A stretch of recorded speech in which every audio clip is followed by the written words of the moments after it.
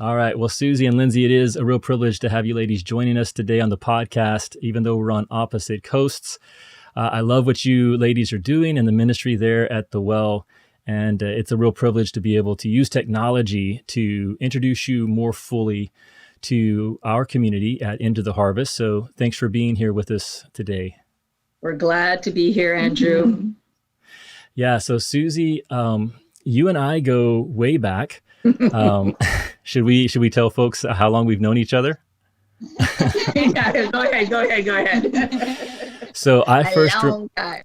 Yeah, and some of those who have been following Into the Harvest on Facebook for a while will remember that Susie was on a Facebook Live with us earlier this year. We were talking about living an ancient faith in modern times, and it was a real privilege to have Susie on. But we had mentioned then that we've known each other since 1994. So that's so many years that I'm having trouble doing the math right now. But 25, I think. Is that 25? My goodness. Yeah. It is 25. And I should know that because Cindy and I married in 94. So we just celebrated our 25th anniversary. Yeah, you just lost some cool points with Cindy right there. No, unfortunately, she knows how I am. So, but yeah, we've known each other for 25 years, and it's one of the joys of following Jesus. And when Jesus said that no one has given up a house or wife or family for the sake of the kingdom, who will not receive back 100 times in this life and in the age to come, eternal life.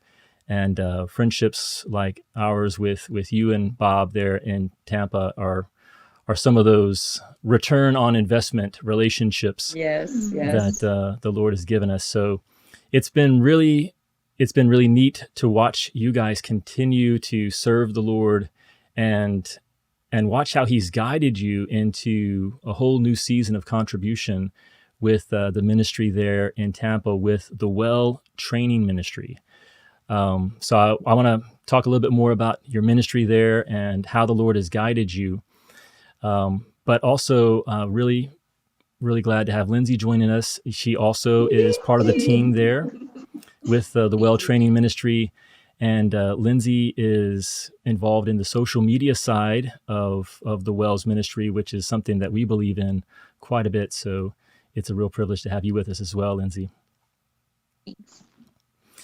All right. Well, Susie, let's just start a little bit more with your own personal story, because I know some of it, but many in our audience, and I wonder if maybe even many of the women there at the Well might not know your full story of what the Lord has done in your life in the past. So why don't you give us a thumbnail sketch of your journey through life and where the Lord intersected and brought you to faith?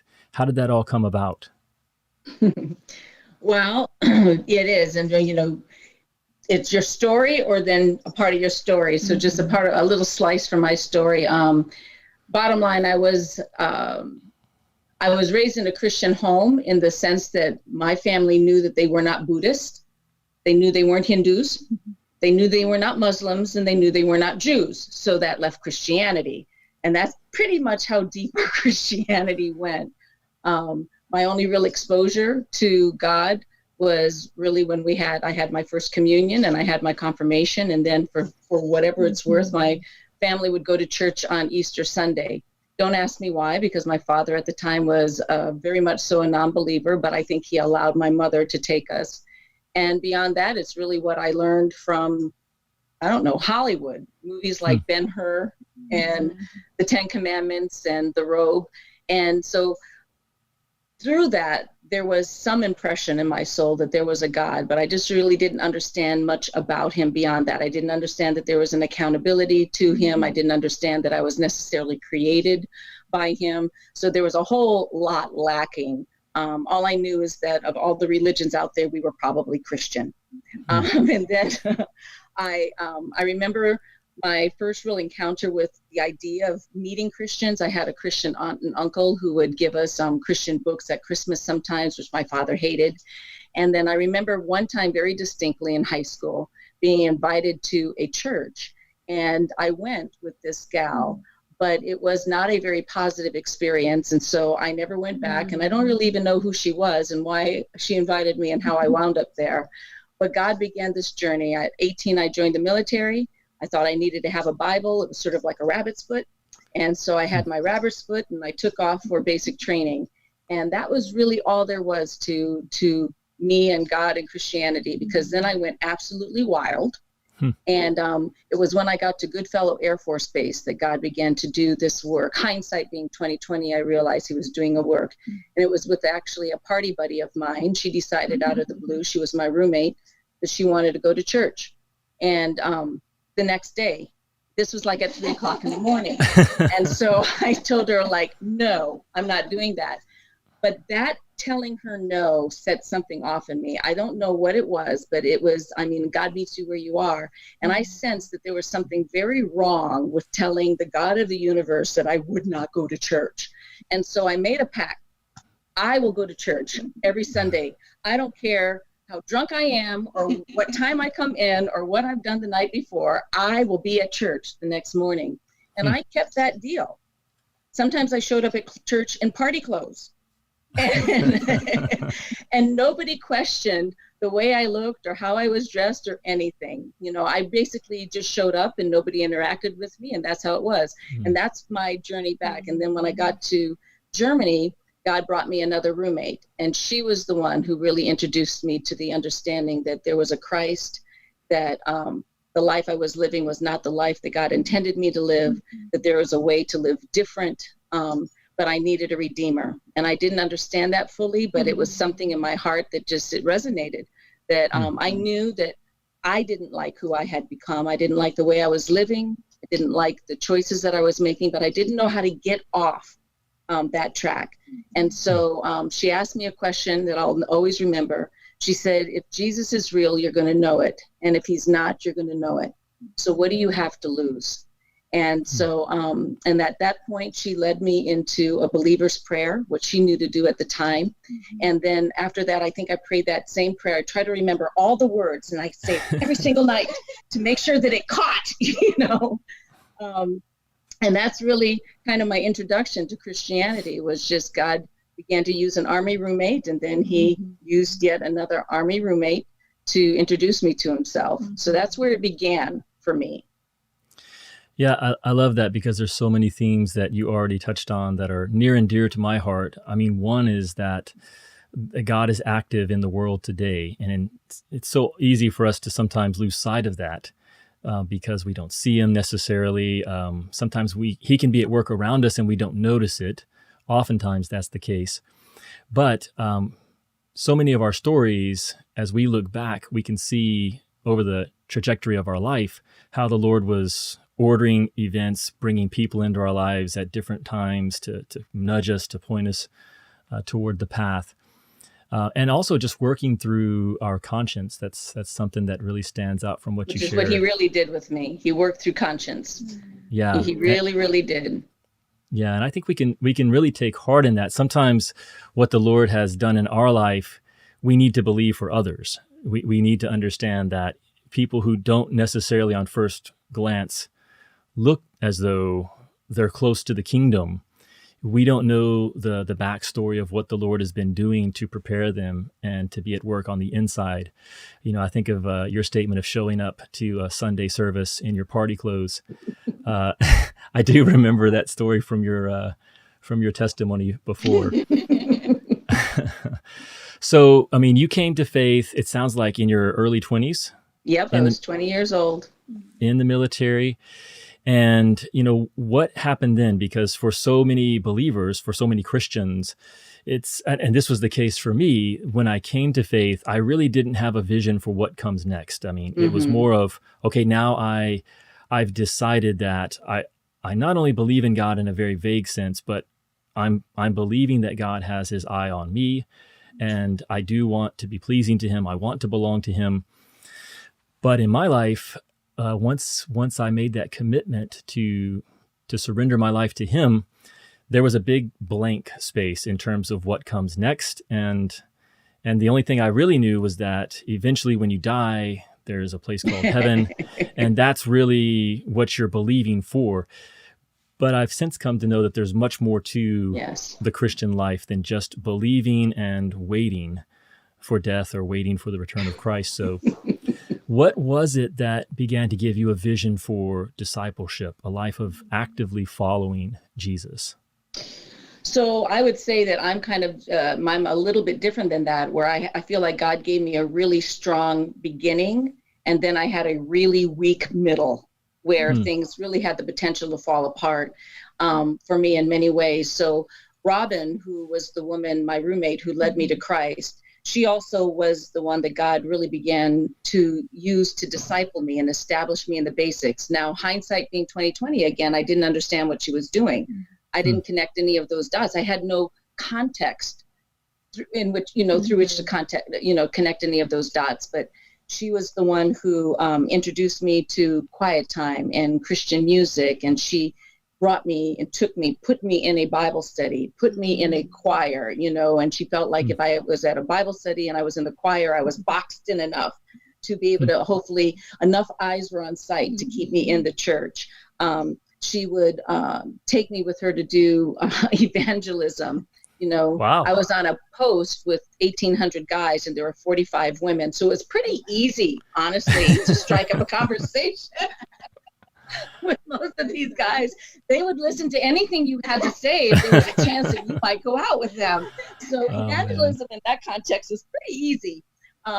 It was frightening because I didn't understand, once again, what I was doing and why I was doing it, but I had some sense that this is some of what it meant to be a Christian. And then let me ask you there, if you don't mind, like where did that come from? Where did that certainty or that confidence that you were supposed to be out there representing Jesus, did that come from this discipleship relationship that you were in? There was no certainty. I was really taking that what Robin was telling me was the truth. She was real. She was somebody that was real. She was the only real Christian I had in front of me. And I just believed that what she was telling me had to be what I was supposed to do. But I was very raw and I was very new to all of this. And Robin was getting ready to PCS. The military was sending her to another post. And I began to slide a little bit. And I actually wound up getting kicked out of the Bible study. So that's part of my story, is that I remember from your story. I think that is what I remember from your story, that you got kicked out. So there are not many Navigator rejects, but I am one of them. And so so this was a Navigator. Was this a Navigator Bible study in Germany? Okay. That was meeting on the post, and the Navigator couple that was leading the study was moving from the post to their home. And I was told that I could not come. I was not allowed to be in their home. And hindsight, once again, being 2020, I understand that this was a type of some kind of discipline. I'd been around for a couple of months and they just felt like there was no hope for me. And I didn't know that you shouldn't show up at Bible study with a cutoff t-shirt that said property of the marijuana research department. I mean, who knew? Who knew there was a way to dress? I didn't know that I shouldn't come with my belly showing and my short little running shorts, with my Bible study, my DFD stuck behind my back. There's just certain things I didn't understand, and they just decided, we're done. Wow. She ain't coming, And that was a wake-up call in some ways for me, because it was the first time that I felt like, I could live in such a way that nobody would want me, And so Robin left, but God was merciful. He brought this other couple through, and Dave and June Hayden, I'll always remember, and they were very evangelistic, very discipleship oriented. They really believed in community, and they saw this little band of Christians that was, I couldn't go to the Bible study at the church, so I was left to what was left over in the fellowship hall on Sundays mornings. And we were a pretty rough crew of chapel Christians. And they asked the chaplains if they could lead a Bible study. And that really was transformational for me. I became a part of them. They picked me up. They picked up where Robin had left off in many ways. And they began to establish me just in the importance of Christian community, in some apologetics and theology. They helped me understand that Christianity was reasonable. So that whole loving God with my heart, mind. My mind was involved now, that it wasn't just an emotional thing. It wasn't just you're saved from sin. There's more to it. And so they added a piece to that beyond just doing some disciplines and some basics. They added some substance to it. And they were very, very important as far as just helping me understand just the things in my own character that had to die, that there was transformation. There was this thing called the character of Christ, that he was Lord and Savior. So big themes began to get unpacked back at that time. And so where Robin was key in, establishing me in some of the disciplines, the Haydens were really key in establishing me in just, like I said, the importance of community, some theology, some apologetics that allowed me to stay rooted. And I would say that sent down roots. And what happened in that time was really important because no matter how much I was still struggling with sin, no matter how much I was still struggling with the renewing of the mind, I was convinced that Christianity was the faith of all faiths to give my life to. I became convinced of that. And so I stayed the course. They really exposed me. They were my first real experience with what I would call unconditional love, because I was really rotten back then, more rotten than I am now. And they never pushed me away. So where I had been rejected by that first couple because I wasn't kind of good enough and I didn't know how to get good enough, this was a couple that was invested in helping me change, and I hadn't experienced that. The rejection I'd always experienced, but somebody tarrying with me, I'd not experienced before. And that left a mark and, just an indelible mark that there was something more to this faith, and that people in this faith were not perfect, and we wouldn't always make perfect decisions, but that didn't mean that the faith itself was not perfect. Yeah, I think one of the important truths that we need to grab hold of and keep in view for ourselves, but also for those that we're investing in and we're discipling, who are in the next generation, is that God is not looking for perfection. I truly believe that. That could be a controversial statement. Some people look at Matthew 5:48, where it says, "Therefore you shall be perfect as your Father in heaven is perfect." But I don't believe God expects us to be perfect. That's why he sent Jesus. That's why we need Jesus. He does look for sincerity, and he looks for progress. Yes. And so in our own lives, I think we need to be assessing, not are we flawless, because if that's the standard, we're going to get discouraged real fast. And as we disciple others, we need to understand that they are also flawed, that they're going to make mistakes. Sometimes major mistakes, and leadership will make mistakes. Oh yeah, definitely. Yeah. So, but is there a sincerity, and is there progress? And it sounds like those were two qualities that you had even in those early days. They did, and they really got me through. And all of this took place while I was still in the military myself. And then when I got out of the military, that's when I entered into what I call my desert years within Christianity. It was my first full-blown church experience. And the first couple of years of being in a civilian church were very exciting because everything was new. I mean, I was new, not being a soldier anymore. This was new. I was in a new country. I was in the Virgin Islands. Everything was new, and everything was exciting, and it was very different. But after 2 years of being there Sunday morning, Sunday night, Wednesday evening, I just began to just kind of the shine kind of came off, and there had to be something more, but I just didn't know how to get the more. And unfortunately, there wasn't anyone around me in my church that could help me understand that there was something more. And this was a season where I was really, there was something that was being born inside of me. Something was birthed. I knew that there had to be more to it, more to Christianity than just attending church and singing songs and taking really super good, sermon notes. But I couldn't define it. And I began trying to do a Bible study with some people at my job that seemed hungry, but that was frowned upon by the church because it wasn't happening inside the walls of the church.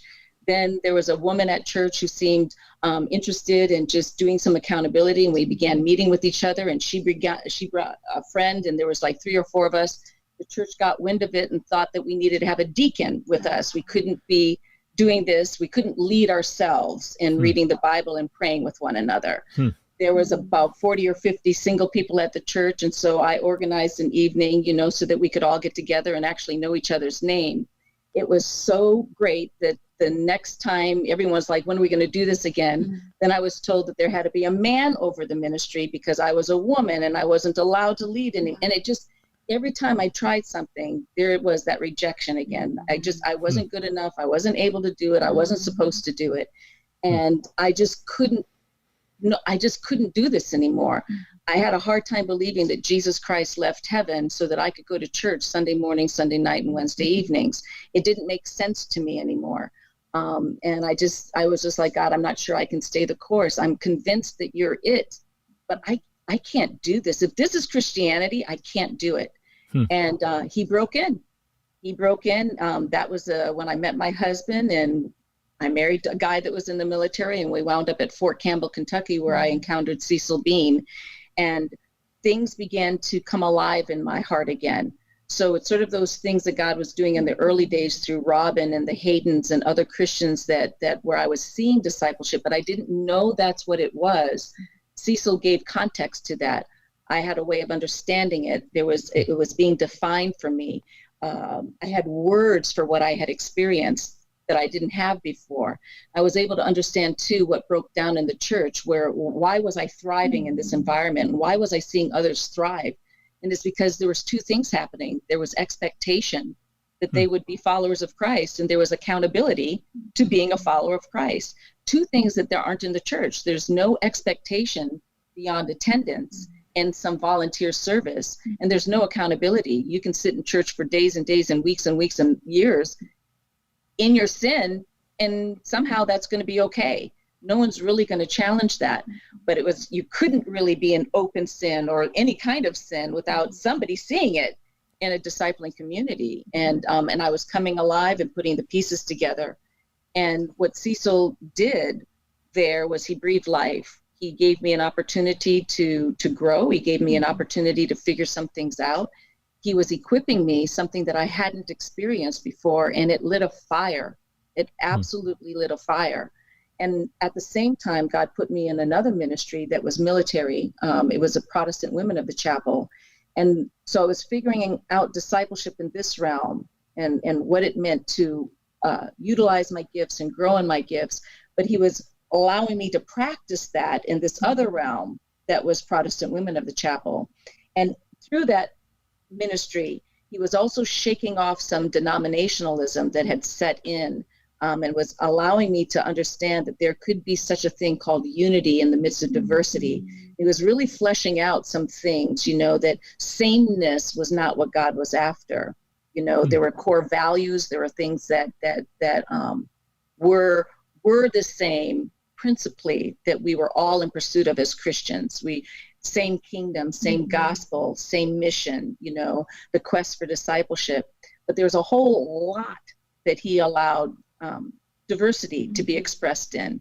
And I was learning how to allow the diversity to breathe while also figuring out what the majors were. So we could major in the majors and not major in the minors. So right. God, these were two great proving grounds, one where I was figuring out where denominationalism was kind of stripping some things away, and then also getting terminology and experience in what my heart longed for, which was this discipleship. Yeah, I've got this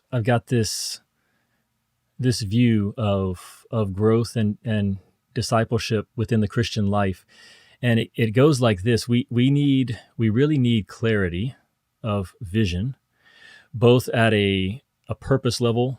So I guess you might say at a theoretical level, we need to know what is it that God is doing in the world, and what does He want us to be a part of.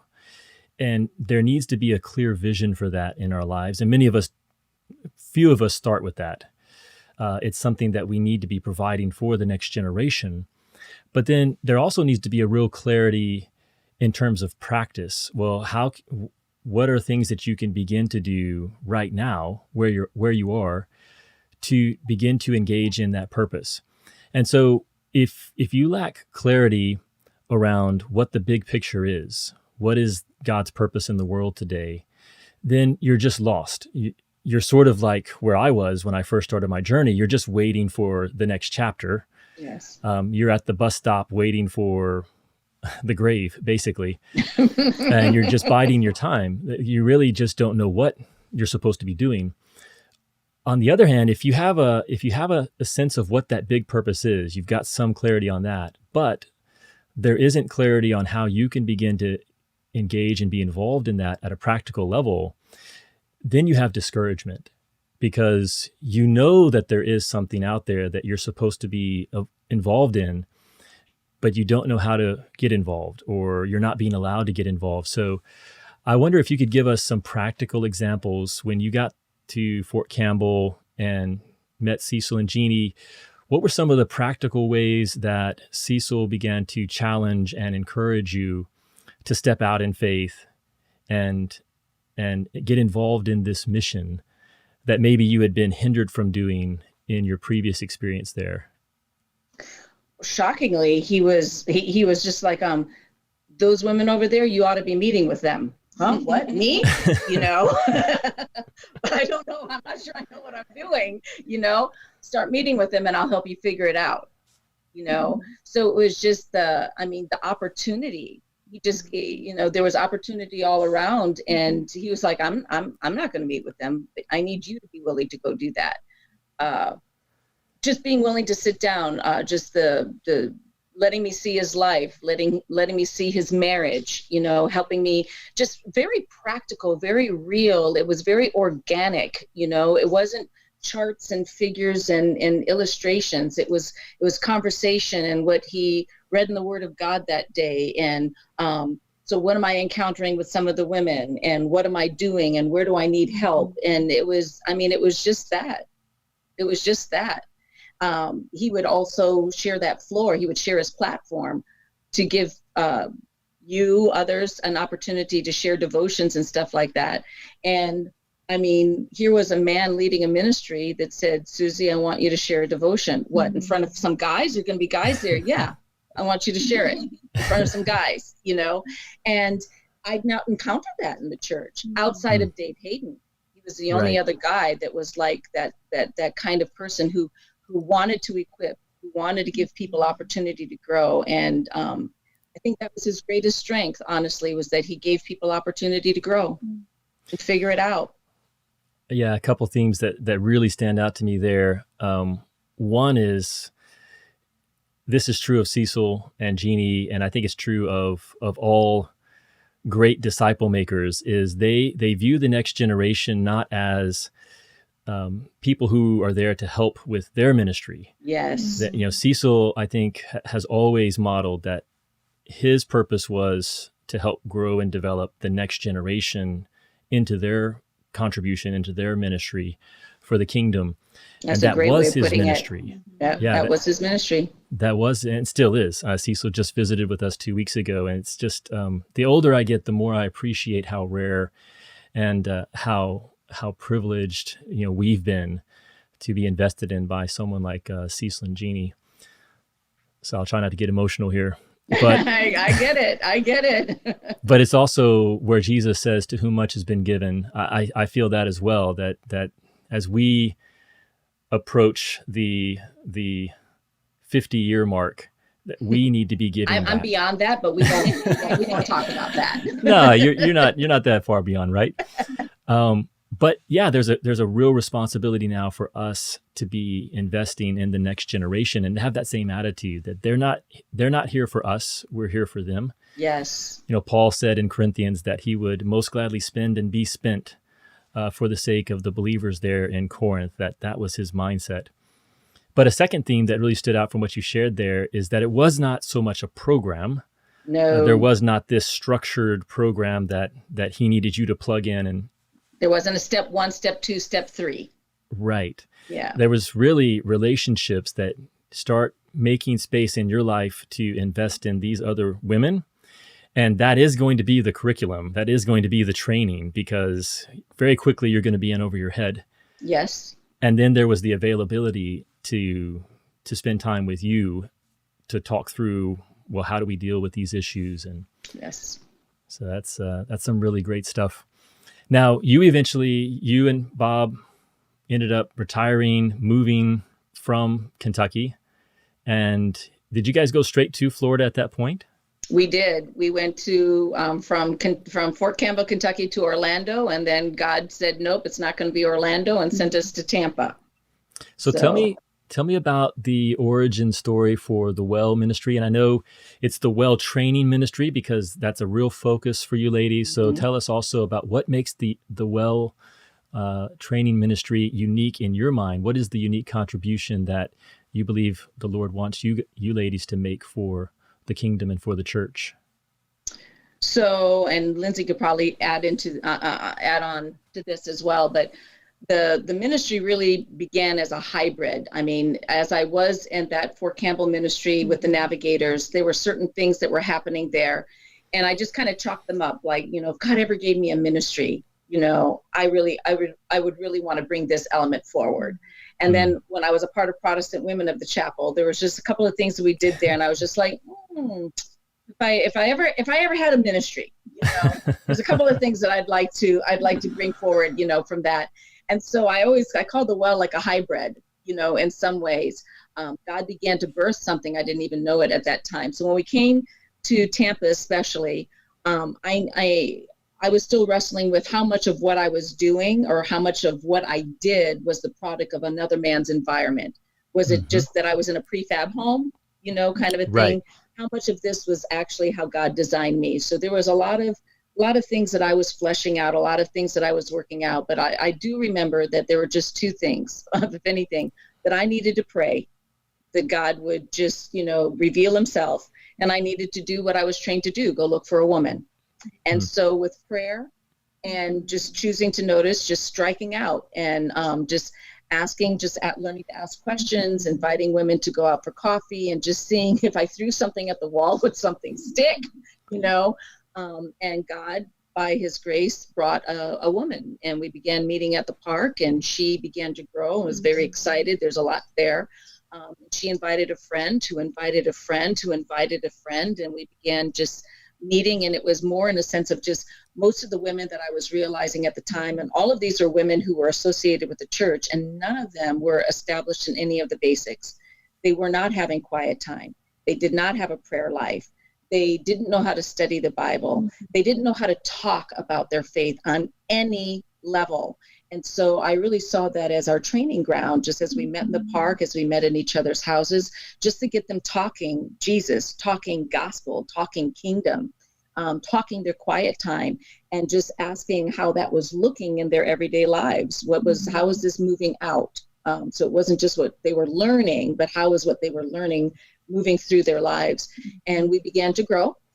And eventually we were 12 solid women and 14 kids, and that's not sustainable in a home, especially my home. And so I asked the church that I was going to at the time if I could have a room for the children and a room for the women.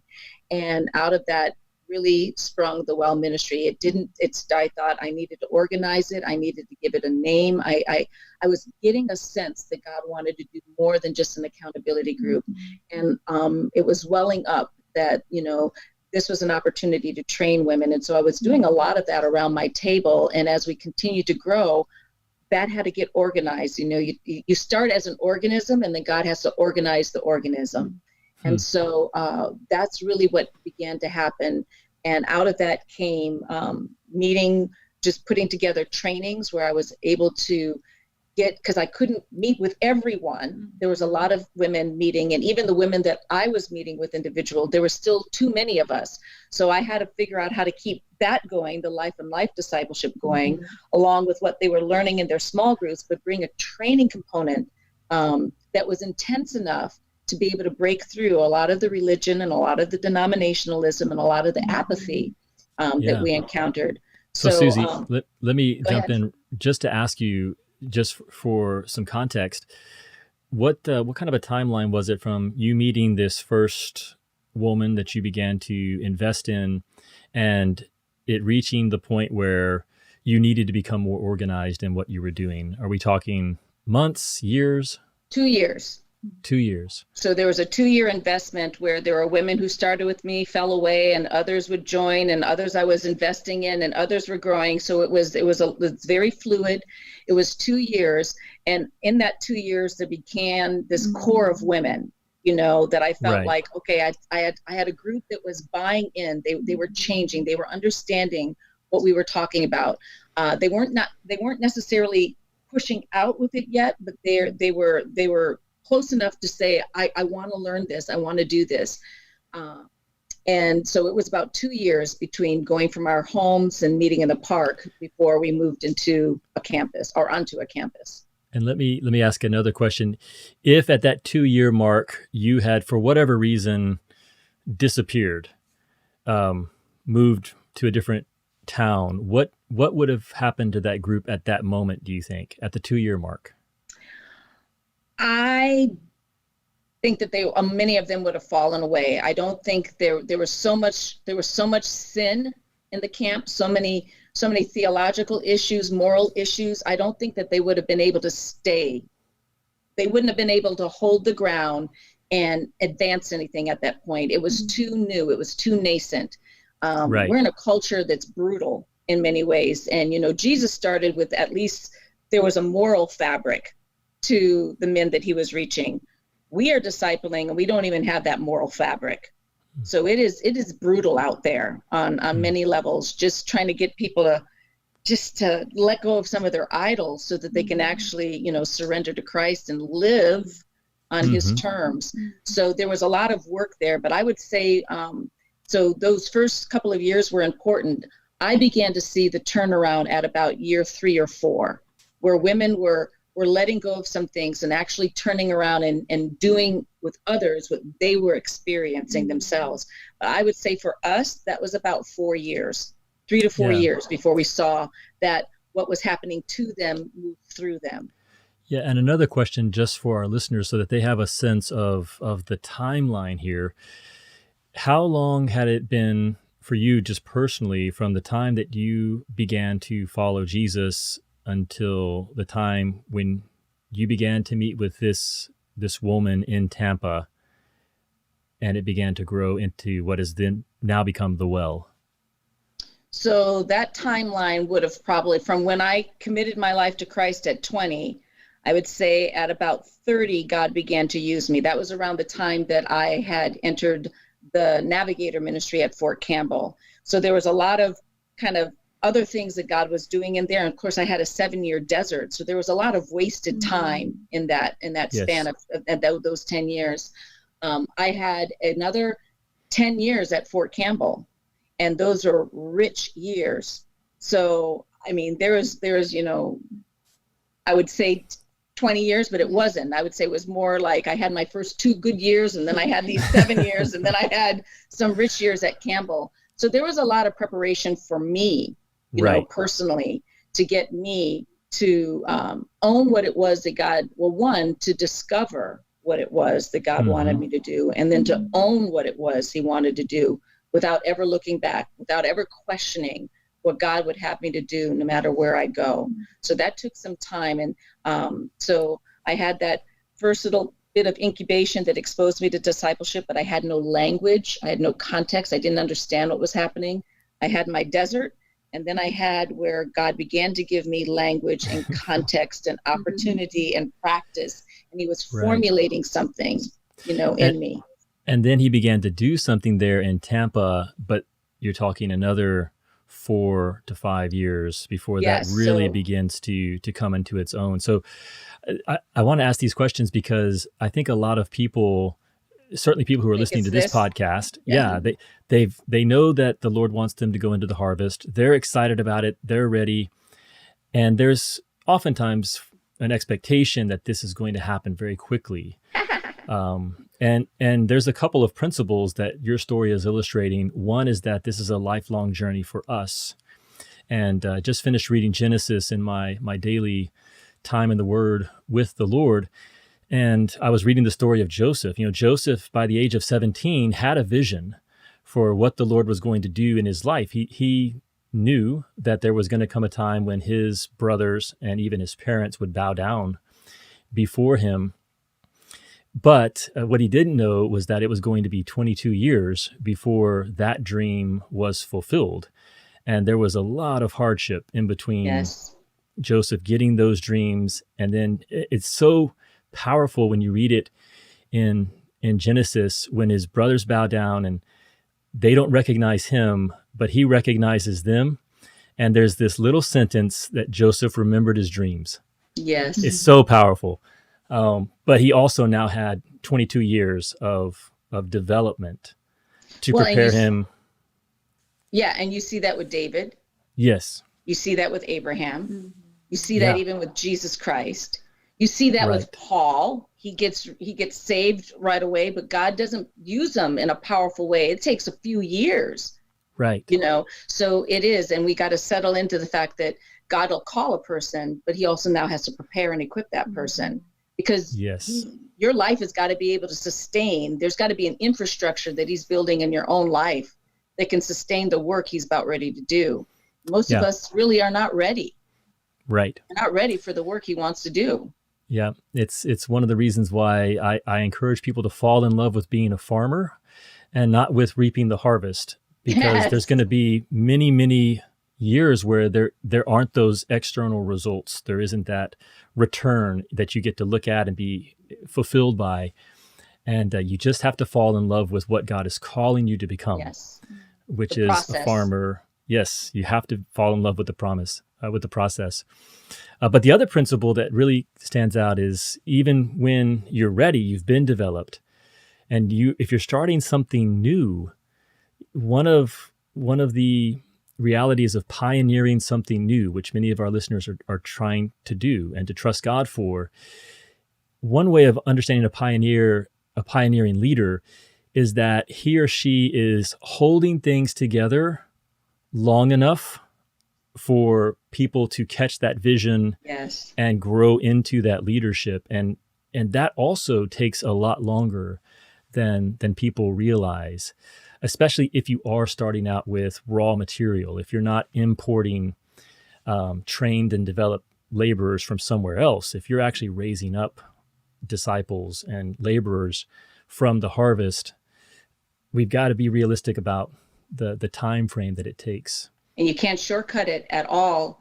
And it can't be about you, because if you need to have that ROI, if you need to Yep. show a result, then you're actually, it's all false. You're manufacturing something that's not there, and you're going to churn out something, get it in front of you so that you can show your trophy Right. that's not ready for the work that God wants to do. So there is a lot of dying to self. There's a lot of, is this really about Jesus and building his kingdom, or is this about me building my own little fiefdom?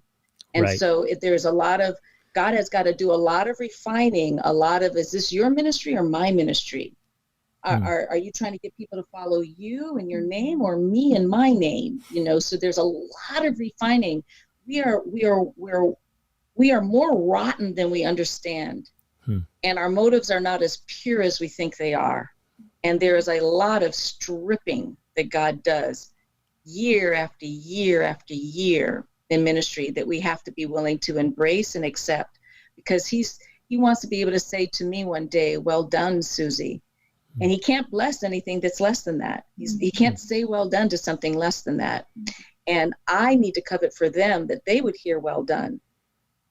And I can't short circuit that just so I could say I've got something to show for Right. my 3 years of labor. I've got something to show for the 5 years I've been doing this.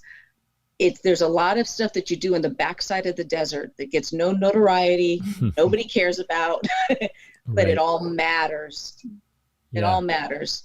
What was it, Susie, if you can highlight for us, what was it at that 2-year mark where you saw that this group of women, this 2 or 3 year mark, where you saw that these 12 or so women were getting it, even though they had not yet really pushed out beyond the group and begun to reach out?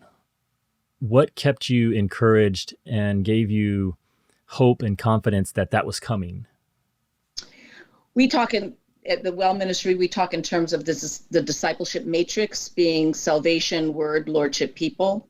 These are the 4 key components that this is the DNA of discipleship. It's the picture of a disciple. You can think through this grid, you'll be able to see it. So for me, that's been very, very helpful as I saw women taking ownership of the Word of God. Their quiet times was not just something they were checking off, and reporting about, but they were cultivating a devotional life with God. I saw them, they understood the gospel. They were making choices with respect to the gospel. The gospel still saves us. So the gospel was very real. They were understanding that this was not, the saved are being saved, and those who are being saved have the hope that they will be saved. So I saw the gospel at work in their life. I saw this fight for the Word of God in their life, and I saw lordship showing up in their life, them laying down different idols, making hard decisions, choosing Christ, I could just see that. And so that next real component, and I could see them, trying to live out things that they were being exposed to, that they were hearing. And now I needed to give them a proving ground, like Cecil gave to me, an opportunity to just flesh this out in the real world, in a real scenario, in real life. And as we grew, I just knew I've got more and more women are coming through the doors of the ministry, and these are women that I'm investing in. And there's a principle, I think it's 80-20 or 80%, I forget what they call it, the Pareto principle. I don't remember what it is. No, you're on it. Is it Pareto principle? Yes. That when somebody can do something 80% as good as you can, it's time to let them do it. It's time to turn them over and let them do it 100%. And I really believe in that. So once again, not looking for people who are perfect, but looking for people who are in that process and realizing it's time to release them, and let's just see what happens.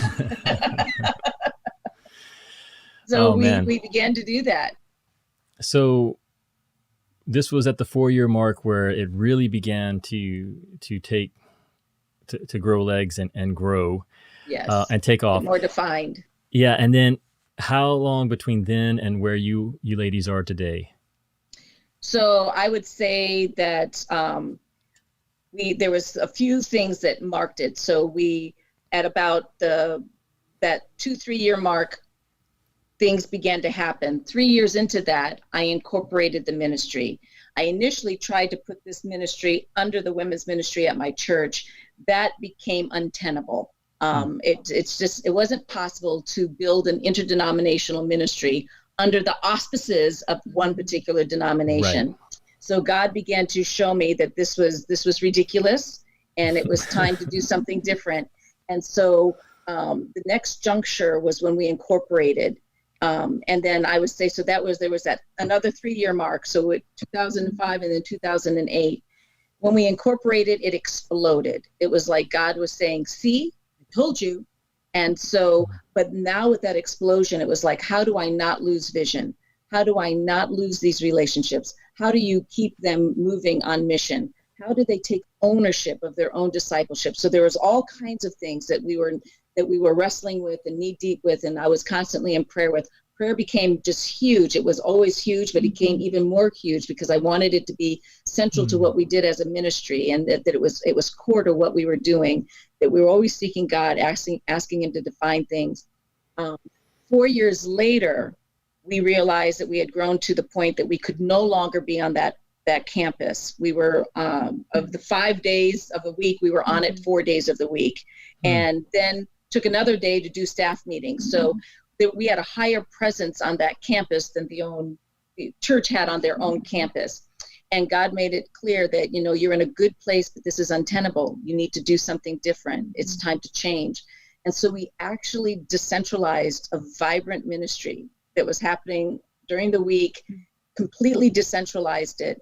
And it was nuclear. It was exponential growth what took place when we decentralized, and just basically chopped off the head and just said, let's just see what we do here. Let's see what happens, and bring some organization so that we don't lose vision and mission and spiritual reproduction and relationship, but that they really sensed they needed to know you're free to go do this in any way God wants you to do it, and you don't need us in order to do it. So, and I learned from that, you've got to have two. You've got to have a place where they gather so that you can train, equip, and you don't feel alone. You feel that you're part of community. But I had to release more. And so we had the gathering and the releasing, and we're in this good balance now of bringing women together for equipping and training and development, but loosing them to go do the things that God wants them to do. And we've seen three things really roll out of that. We see that there are women who want to join us in the work that we are doing as part of this team, as part of this community. I want to do this with you. We see others who are trained up and are empowered by what they've experienced, and they're going into their churches. They're joining work, or they're joining other ministries, and so it's collective. And then we also see women just starting new work, brand new work. And it's a win-win. Every way the kingdom wins. You know, the churches, I believe the churches are winning. I believe that the kingdom in general, the community is winning. And it's been amazing. It's been amazing what's been happening. And this decentralization, I think that was a little over a year ago. Is that right? 2 years ago. Two? Mm-hmm. So you used a phrase there that you cut off the head. We cut off. We did. So whacked it off. Tell us a little bit more. What did that actually involve for you ladies? What was it that had to be discontinued? So we had a weekly gathering where, over the span of 4 days, where women were coming in, and we had organized that gathering. It was organized what was happening. It was very strategic what we were doing. And it was a training ground. It was a way of a lot of outreach was happening. A lot of women, we'd have 400 new women come through the door per session, who had never been a part of the ministry before. So there was tremendous outreach. But what was happening was women were bringing people to us. And I needed to know, no. This is great that you're bringing people to us, but I need you to go be able to do this. So you need to come to us to get training and figure this out, and then you go do the work. So I didn't want us somehow to just morph into the church model, where we'll come and get really excited by this souped up Bible study that we're a part of called The Well. I needed them to realize that we are a place where they can get trained up, where they can be encouraged, where they can be resourced. But you need to go out and do something. So we just cut off the weekly meeting. Like, no more. It's done. So you want to meet together? Go do it. Figure it out. So. Right. But now you said that you are still gathering for training. So what Yes. does that look like? So there's a couple of things that we've been doing. So as far as just community builders, so we do a yearly Christmas party that's just fun, therapeutic in many ways. Women come and realize that they never danced sober before, and that's very good. They need to realize that you can dance and you can actually be sober. We started something what we call a pop-up, and it really is where we just I do maybe a 20-minute message, and they spend time just in community, and they pray with each other for about an hour, and you would think that, they've gone to a theme park or something. It's so much energy and excitement in the room. So we bring them together to pray, to hear a testimony, to just experience each other, and to get a Jesus-centered, kingdom-oriented, gospel-driven kind of a word that we give them. And then we do our trainings. We have a leader training, we do a teacher training, we do a mentor training. We do different trainings that not only resource the women that are leading with us and just kind of advancing what discipleship looks like and what the kingdom looks like and what the gospel is about. But these trainings are available to women in the community. So we see more and more women in leadership who have leadership platforms in their churches coming in and realizing, because women serve in our churches unresourced. Mm-hmm. We are a workforce for the church, but we're not a mission field. And so there's a I could go on and on about that, but they need to be resourced. There's very little investment in the women who are actually raising the next generation. And so we're trying to bridge that gap and make this investment, irrespective of a woman's denomination or anything else. And we're seeing it. We're seeing Catholic, Lutheran, Baptist, non-denoms, charismatics, just a plethora of women walking through the doors, and God is just doing something.